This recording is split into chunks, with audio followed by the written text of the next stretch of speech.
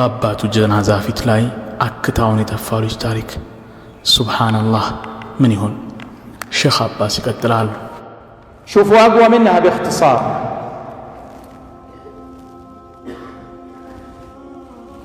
أنا داخل في المغسلة باختصار والأبو هذا مغطى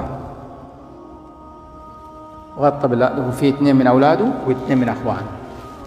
واستغربت الابن وأخوه الاثنين قفلوا باب المغسلة من جوا بالمفتاح. ገጠመኙን አጠር ለማድረግ ወደ ጀናዛ ማጠቢያው ክፍል ስገባ ያንድ አባት ጀናዛ በማጠቢያው ገንዳ ላይ ተንጋሎ አየሁ። ጀናዛው ተሸፍኗል። ከገንዳው በስተቀኝና በስተግራ በኩል የሟች 2 ልጆችና 2 ወንድሞቹ ቆመዋል። ገና ከመግባቴ አንዱ ልጁና ወንድሙ የማጠቢያ ክፍሉን መግቢያ በር በቁልፍና መቀርቀሪያ አጥብቀው ዘጉት፣ ቆለፉት። ምን ነካቸው ብዬ ግራ ተጋባሁ። እኛ ጀናዛ ስናጥብ በሩን አንቆልፍም። የሆነ ነገር የጎደለ ካለና ካስፈለገ ለማምጣት ወዲያ ወዲህ መንቀሳቀሳችን ስለማይቀር አንዘጋም። ደግሞስ እንዲያ ማድረግ ለምን ያስፈልጋል? እነርሱ ግን በቁልፍ በሩን ቆለፉት። ወንድሞቼ፣ ይህ ገጠመኝ በጀናዛ ትጥበት ላይ ካጋጠሙኝ ሁሉ በጣም ጠንካራውና ፍጹም መቼም የማረሳው ገጠመኝ። ክስተቱ በጣም የሚዘገንንና ከባድ ከመሆኑ የተነሳ ጀናዛውን እስከ መጨረሻ ለማጠብ አልቻልኩም ነበር። አቋርጬ ነው የወጣሁት። ወዲያው በሩ በኃይለኛው ይንኳኳ ጀመር። በሩን ልከፍት ስል ወንድሞቹም ልጆቹም ያ ሼኽ እሺ በለን፣ በምንም አይነት በሩን እንዳትከፍት በማለት አጥብቀው ተማጸኑ። አንደኛው ወንድሙ እንደውም እንዳልከፍት አስጠነቀቀኝ። እንዴ ምንድነው ችግራችሁ? ለምንድነው የማይከፈተው? በማለት ሞገድኳቸው። እኛ ከውስጥ ስንጨቃጨቅ ከውጭ ቆሞ በሩን የሚደበድበው ሰው ደግሞ ያ ሼኽ በሩን ብትከፍት ይሻልሃል፣ እኔ ትልቁ ልጁ ነኝ፣ እምቢ ካልክ በሩን እሰብረዋለሁ እያለ ይዝታል። በዚህን ጊዜ ይህማ ከሆነ ትልቁ ልጁ የአባቱን ጀናዛ ለመመልከት ከማንም የበለጠ የተገባው ነው የምትሉኝን አልሰማችሁም ብዬ በሩን ልከፍትለት ወሰንኩኝ። እነርሱ አሁንም ያ ሼኽ ተለመነን፣ ግድ የለህም አትክፈትለት እያሉ ለመኑ። ልብ በሉ፣ ከውጭ ቆሞ በሩን የሚደበድበው ካልከፈትኩለት በሩን ይሰብረዋል፣ ችግርም ይፈጥራል፣ ረብሻም ያስነሳል። ስለዚህ አማራጭ አልነበረኝ፣ ከፈትኩለት። እኔ የትጥበት ጊዜ የምለብሰውን ልብስ ለብሼ ቆሜያለሁ። እኔን ገፍተር አድርጎኝ አለፈ። በቀጥታ ወደ አባቱ ጀናዛ ተጠጋ። እንዳልኳችሁ ጀናዛው በገንዳው ላይ ሆኖ እንደዚህ ተደርጎ ፊቱ ተሸፍኗል። ፊቱን ገለጠውና ባፉ ሙሉ አክታ አጭቆ አህ ብሎ ፊቱ ላይ ተፋበት። ሱብሃንአላህ! ምን ይሉታል እስቲ እንዲህ አይነት ክፋት ምን ሊሰኝ ይችላል? ይህ ዕቁቅ ተመልከቱ። አባቱ የሱን ትብብር የሚሻበት የመጨረሻው ሽኝት ቅጽበት ላይ ነው ያለነው። ከርሱ የሚጠበቅ የነበረው ዱዓ ሊያደርግለት፣ ምህረት ሊለምንለት ነበረ። ግና በጀናዛው ላይ የፈለገ ያክል ቢበድለው፣ የፈለገውን ያክል መጥፎ ቢሰራበት አባቱ ላይ እንዲህ አይነት ዘግናኝ ጸያፍ ነገር እንዲፈጽም ሊያደርገው ይገባል። እዚህ ደረጃ አባቴን ሱብሃንአላህ! ፊቱ በአክታና ምራቅ ተጨማለቀ። ከዚያ በኋላ ያን ሁኔታ ማየት መቋቋም አልቻልኩ። ረዳቶቼን እናንተ ትጥበቱን ጨርሱት ብዬ ቦታውን ለቅቄ ወጣሁ። ወንድሞቹና ልጆቹ መጀመሪያም በሩን አትክፈት ብለንህ ነበር በማለት ወቀሱኝ። እንዴ ምን ማድረግ ነበረብኝ? ትልቁ ልጁ ነኝ እያለኝ ምን በመካከላቸው እንዳለ ምን አሳወቀኝ አልኳቸው። ቢሆንም አትክፈት ብለንህ ተማጽነንህ ነበር አሉ። የቀብር ስነ ስርዓቱ ከተፈጸመ በኋላ ስለ ሰውየውና ልጁ የሰማሁትን ላውቃችሁ። ምንድነው ቂሷቸው? ምንስ እንማራለን የሚለውን በደንብ አድምጡ። ቂሷውን ነግራችኋለሁ። ይሁን እንጂ አንድ ሳልጠቅስ የማላልፈው እውነታ ለወላጆች መክፋት ወይም ዕቁቅ የፈለገውን ያህል ቢሆንም አላህ ሱብሓነሁ ወተዓላ ቅጣቱን ከአኺራ በፊት በዚሁ ዱንያ ላይ በአስቸኳይ በፍጥነት ይሰጠዋል፣ ይከፍለዋል። ለዚህ ደግሞ በጣም ጠንካራና ተጨባጭ ምሳሌ ይሰጣቸዋለሁ። የወላጆች እርግማን ለሚያመጣው መዘዝና አደጋ በፍጹም በጭራሽ በዱንያ ላይ መፍትሄ አይገኝለትም።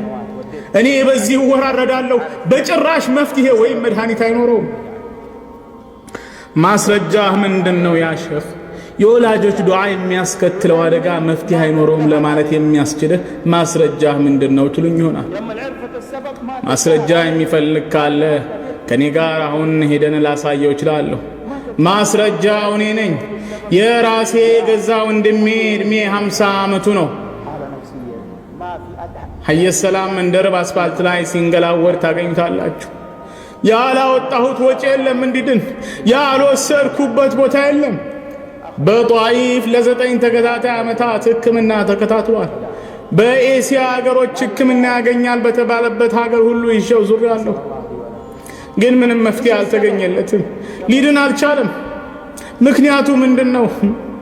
ምክንያቱ የእናቴ እርግማን ነው። እናቴ ረግመዋለች። አዎ እናቴ ጠማማነቱ፣ አመፀኛነቱ ከልክ ያለፈ ስለነበር ረግመዋለች። እናቴ ሞተችውም በእርሷ እርግማን ማበዱን ስታውቅ ተቆጭታ ነው። እኔ በእጄ ነው ቀብር ያስተኛሁት። ምክንያቱም የእርሷ እርግማን መሆኑን ስታውቅ በቁጭት ውስጧ እርር ብላ ሞተች።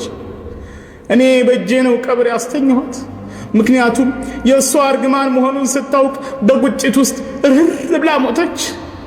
እነሆ ወንድሜም እንዳበደ ቀረ። መድኃኒት ተብሎ ሕክምና ተብሎ ያልተወሰደበት ቦታ የለም። የሕክምና ሪፖርት ፋይሉን ብትመለከቱ ተከምሮ ይሄን ያክላል። በመንደሩ ላይ ይታወቃል። አላፊ አግዳሚው እርሱን የማያውቀው ከንፈሩን የማይመጥለትና የማያዝንለት የለም። እናም ወገኖቼ የወላጆች እርግማን መፍትሄው ፈውስ አይገኝለትም፣ በጭራሽ መድኃኒት የለውም። ወደ መጀመሪያው ገጠመኝ ልመልሳችሁ። ልጁ በአባቱ ጀናዛ ላይ እንዲተፋበት ያደረገው ምክንያት ምን እንደሆነ ልንገራችሁ። ሟች አላህ ዱንያ ከፍቶለት አስፍቶለት ነበር።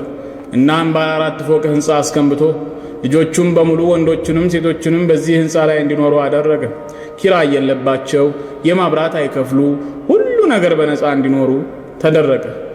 ትልቁ ልጁን ጀናዛው ላይ የተፋው በታችኛው ፎቅ ላይ እንዲሰፍር አደረገ።